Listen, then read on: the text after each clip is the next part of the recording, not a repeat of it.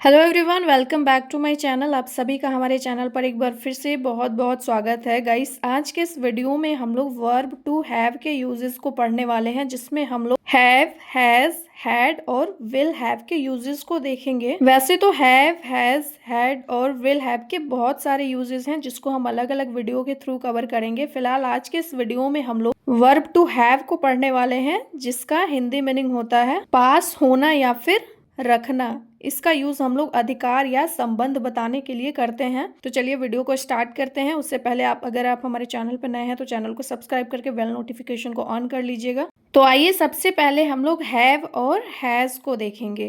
Guys, have और has का Hindi meaning होता है पास है, में है या फिर रखता है। यानी कि पास है, में है, रखता है, ये बोलने से ही हमें पता चल रहा है कि कोई भी चीज़ हमारे पास प्रेजेंट में है।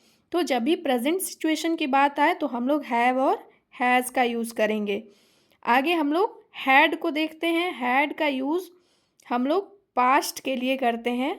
हैड का हिंदी मीनिंग होता है पास था, में था या फिर रखता था। तो था से आप लोगों को पता चल रहा होगा कि कोई भी चीज़ हमारे पास पहले था लेकिन अब वो चीज़ हमारे पास नहीं है। तो इसके लिए हम लोग हैड का यूज़ करते हैं। Next will have.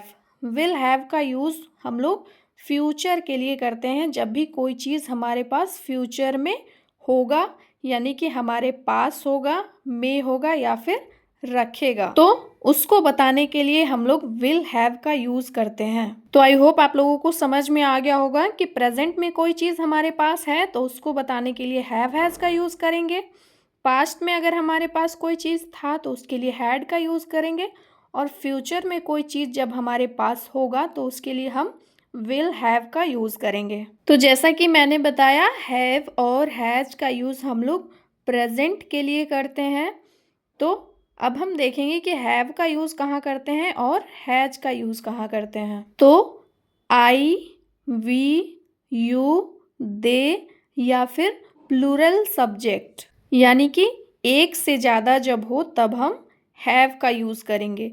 वहीं हम लोग हैज़ का यूज़ तब करेंगे जब हमारा सब्जेक्ट ही, सी, इट या फिर कोई भी सिंगुलर सब्जेक्ट हो, तब हम लोग उसको बताने के लिए हैज का यूज़ करेंगे। उसी प्रकार हम लोग हैड का यूज पास्ट में कोई चीज़ पास होने या रखने के लिए करते हैं, और हैड का यूज़ हम लोग सिंगुलर और प्लूरल दोनों सब्जेक्ट के साथ करते हैं।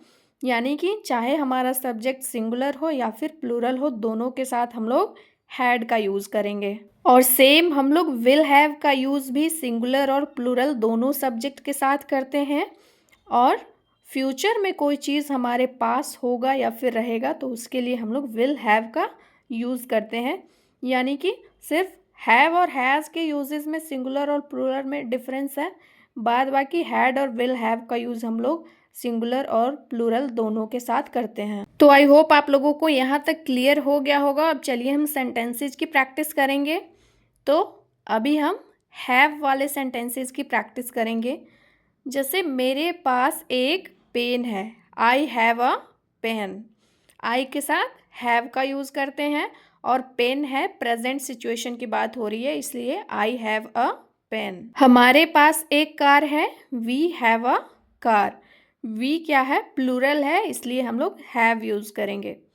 तुम्हारे पास किताब है, यू हैव अ बुक। उनके पास नया घर है, they have a new house. मेरे पास समय है, आई हैव टाइम। हमारे पास दो कुत्ते हैं, वी हैव टू डॉग्स। अब हम सिंगुलर सब्जेक्ट वाले सेंटेंसेस को देखेंगे। उसके पास कार है, ही हैज़ अ कार। ही चूँकि सिंगुलर है, इसके लिए हम ही के साथ हैज़ का यूज़ किए हैं। उसके पास पर्स है, सी हैज़ अ पर्स। मेरे दोस्त के पास बाइक है, my friend has a bike. मेरे पिता के पास घड़ी है, my father has a watch. उसके पास एक बिल्ली है, सी हैज़ अ कैट। राम के पास किताबें हैं, राम हैज़ बुक्स। अब हम पास्ट वाले सेंटेंसेस को देखेंगे। मेरे पास एक पुराना फ़ोन था, I had an old phone. चूँकि पास्ट की बात कर रहे हैं इसलिए हम लोग हैड का यूज़ किए हैं। उसके पास घड़ी थी, ही हैड अ वॉच। उसके पास किताब थी, सी हैड अ बुक। हमारे पास बहुत सारा खाना था, we had a lot of food. उनके पास एक सुंदर घर था, they had a beautiful house. तुम्हारे पास पेन था, यू हैड अ पेन। मेरे दोस्त के पास समय था, माई फ्रेंड हैड टाइम। मेरे माता पिता के पास कार थी, my parents had a car. मेरे पास मौका था, आई हैड अ चांस। अब हम विल हैव को देखेंगे। मेरे पास एक नई कार होगी, इट मीन्स कि फ्यूचर में होगी, तो आई will have a new car. और मॉडर्न इंग्लिश के अकॉर्डिंग चाहे हमारा सब्जेक्ट सिंगुलर हो या फिर प्लूरल हो, हम विल का यूज ही करते हैं सभी के साथ। तुम्हारे पास मोबाइल होगा, you will have a mobile. उसके पास नया फोन होगा, he will have a new phone. उसके पास सुंदर ड्रेस होगी, she will have a beautiful dress. हम सबके पास समय होगा, वी विल हैव टाइम। उनके पास पैसा होगा, दे विल हैव मनी। तो अभी तक हमने जितने भी सेंटेंसेस देखे वो सारे के सारे अफर्मेटिव सेंटेंस थे। अब इन्हीं सेंटेंसेस को हम निगेटिव में बनाएंगे। तो वहाँ पे सबसे पहले जब हैव वाला सेंटेंस होगा तो हम लोग सब्जेक्ट, उसके बाद डू नॉट और फिर हैव का यूज़ करेंगे। हैज वाले में subject plus does not plus have लगाएंगे। उसी तरह हैड वाले में subject plus did not plus have लगाएंगे। और विल हैव वाले में subject plus will not plus have का यूज़ करेंगे। और याद रखना है कि निगेटिव सेंटेंस में हैज़ और हैड भी हैव में चेंज हो जाता है, क्योंकि हमने हैज़ की जगह डज और हैड की जगह डिड का यूज़ किया है।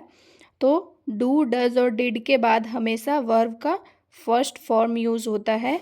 इसका नेगेटिव बिल्कुल सिंपल प्रेजेंट की तरह बनता है, वो हम टेंस वाले वीडियो में पढ़ेंगे। तो फिलहाल बस इतना ध्यान रखिएगा कि जब हम नेगेटिव सेंटेंस बनाएंगे तो हैज़ और हैड का यूज़ ना करके वहाँ भी हम लोग हैव का यूज़ करेंगे। उसी प्रकार जब हम इंट्रोगेटिव सेंटेंस बनाएंगे तो हैव वाले सेंटेंस में do plus subject plus have का यूज़ करेंगे, हैज़ वाले में does plus subject plus have का यूज़ करेंगे, और हैड वाले में did plus subject plus have का यूज़ करेंगे। और विल हैव वाले में will plus subject plus have का यूज़ करेंगे। यहाँ भी हैज़ और हैड जो हो जाएगा हैव में चेंज हो जाएगा और डू, डज और डिड को पहले कर देंगे, उसके बाद सब्जेक्ट। तो चलिए हम सेंटेंस में इसका यूज़ देख लेते हैं ताकि अच्छे से क्लियर हो पाएगा। क्या आपके पास गाड़ी है? Do you have a car? Do you have a car? तो यहाँ पे यू के साथ हैव का यूज़ होता है और हैव वाले सेंटेंसेस में इंट्रोगेटिव बनाने के लिए हम डू का यूज़ करते हैं। So do you have a car? क्या उसके पास कल समय था? Did he have time yesterday? मेरी कल एक परीक्षा होगी या फिर कल मेरी परीक्षा है, इसको बनाएंगे आई will have an exam tomorrow. उसके पास पैसे नहीं हैं, he does not have money. क्या उसे कल तक नई कार होगी? Will he have a new car bye tomorrow? क्या तुम्हारे पास किताब नहीं है? Don't you have a book? Guys, ये सेंटेंस जो है वो इंट्रोगेटिव नेगेटिव सेंटेंस है, क्योंकि इसमें क्या और नहीं दोनों शामिल है। तो do you not have a book ऐसे भी हम बना सकते हैं, लेकिन स्पोकन में हम शॉर्ट फॉर्म का यूज़ करते हैं। सो डू और नॉट का कॉन्ट्रैक्शन डोंट होता है, इसलिए don't you have a book. क्या उसके पास मोबाइल नहीं है? Doesn't he have a mobile? क्या उनके पास कल समय नहीं था? Didn't they have time yesterday? क्या कल तुम्हारे पास पैसे नहीं होंगे? Want you have money tomorrow? Will और नॉट को वॉन्ट बोलेंगे। उसके पास क्या है? What does he have? ये WH वाला सेंटेंस है। उसके पास अच्छा मौका था, he had a good opportunity. मेरे पास कोई उत्तर नहीं है, I don't have any answer. हमारे पास पर्याप्त समय नहीं था, we did not have enough time. मेरे पास एक विचार है, आई हैव एन आइडिया। बचपन में मेरे पास बहुत खिलौने थे, I had many toys in childhood. मेरे दादाजी के पास घोड़ा था। My grandfather had a horse. क्या हम अगले हफ्ते छुट्टी पर होंगे? Will we have a holiday next week? मेरे पास कल तक नया जॉब होगा। I will have a new job by tomorrow. क्या तुम्हारे पास कुछ पैसे हैं? Do you have some money? So guys, I hope आप सभी को हैव, हैज़, हैड और विल हैव से रिलेटेड जो भी डाउट था वो सारा इस वीडियो के थ्रू क्लियर हो गया होगा। आगे हमने कुछ सेंटेंसेस दिए हुए हैं जिसको ट्रांसलेट करके आपको कमेंट बॉक्स में लिखना है। और वीडियो पसंद आया होगा तो हमारे चैनल को सब्सक्राइब करना ना भूलें। Thanks for watching. Love you all. Bye bye.